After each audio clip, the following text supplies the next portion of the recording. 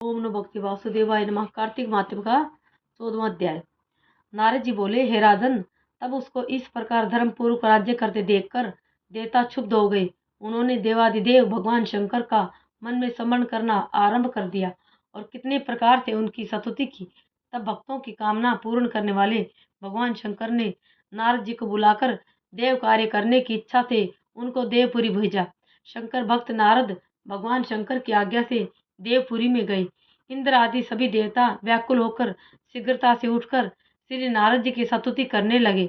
उत्कंठा भरी दृष्टि से सबने नारद जी की ओर देखा। अपने सब दुखों को कहकर उन्हें नाश करने की प्रार्थना करने लगे।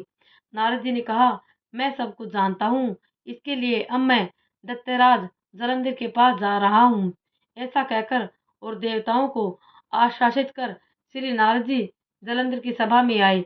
जलंधर ने श्री नारद जी के चरणों की पूजा करके हंसते हुए कहा, हे ब्राह्मण, कहिए आप कहाँ से आ रहे हैं और कहाँ कहाँ पर आपने क्या क्या देखा है, यहाँ कैसे आए हैं? मेरे योग्य जो सेवा हो उसके लिए आज्ञा करिए। जलंधर के इस प्रकार के वचन सुनकर श्री नारद जी प्रसन्न होकर बोले, हे दानवराज महाबुद्धिमान जलंधर, तुम धन्य हो, क्योंकि इस समय सब रत्नों के भोक्ता एक तुम ही हो। हे दत्त श्रेष्ठ, अब आप मेरे आगमन का कारण सुनिए कि जिसके लिए मैं आज यहाँ आया हूँ। हे दत्तराज, मैं स्वेच्छा से कैलाश पर्वत गया था, जहाँ 10,000 योजनों में कल्प वृक्ष का वन है। वहां पर मैंने सैकड़ों कामधेनुओं को विचरते हुए देखा तथा यह देखा कि वह वन चिंतामणि से प्रकाशित परम दिव्य अद्भुत और सब स्वर्णमय है। मैंने वहां पार्वती के साथ स्थित शंकर को भी देखा, तो सर्वांग सुंदर गौरवर्ण त्रिनेत्र और मस्तक पर चंद्रमा धारण किए हुए हैं। यह देखकर मुझे बड़ा आश्चर्य हुआ कि इनके समान समृद्धिशाली त्रिलोकी में कोई है या नहीं।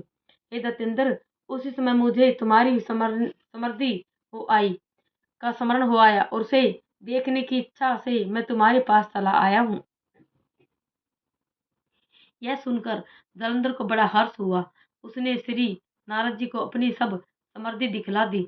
उसे देख देवताओं का कार्य करने की इच्छुक शिव प्रेरित श्री नारद जी ने जलंधर की बड़ी प्रशंसा की और कहा, ये निश्चय ही तुम त्रिलोकपति होने के योग्य थे। तुम्हारे लिए ऐसा होना कोई विचित्र बात नहीं है। मैं देखता हूँ कि और तो तुम्हारे पास सब कुछ है और किसी बात की कोई कमी नहीं है। एराव तुम्हारे पास है, उच्च शुरुआत घोड़ा तुम्हारे पास है, कल्प वृक्ष और कुबेर की निधि भी तुम्हारे पास है, मणि और रत्नों के ढेर भी तुम्हारे यहाँ लगे हुए हैं, ब्रह्मा जी का हंस युक्त विमान भी तुम्हारे पास है और भूलोक पाताल और पृथ्वी पर जितनी भी रत्न आदि हैं वह सब तुम्हारे ही तो हैं। मैं तुम्हारे इस प्रकार के सब रत्न आदि ऐश्वर्यों को देखकर बड़ा प्रसन्न हूँ, परंतु तुम्हारे पास कोई स्त्री रत्न नहीं है। उसके बिना तुम्हारा यह सब फीका है। तुम कोई स्त्री रत्न ग्रहण करो। नारद जी के इस प्रकार के वचन सुनकर दत्तराज काम से व्याकुल हो गया। उसने नारद जी को प्रणाम करके पूछा कि ऐसी स्त्री कहाँ मिलेगी जो कि सब रत्नों में श्रेष्ठ हो। यदि ऐसा रत्न कहीं मिले तो मैं आपकी आज्ञा से उसे अवश्य लाऊंगा। नारद जी ने कहा, ऐसा रत्न तो कैलाश पर्वत पर योगी शंकर के पास ही है। उनकी सर्वांग सुंदर पत्नी देवी पार्वती बहुत ही मनोहर है। उसके समान सुंदरी मैंने आज तक नहीं देखी। शंकर से बढ़कर समृद्धिमान दूसरा कोई नहीं है। उसके इस रतन की महिमा तीनों लोक में कहीं पर भी नहीं है। तभी तो परम विरक्त आत्माराम शंकर भी उसके वश में हो गए हैं।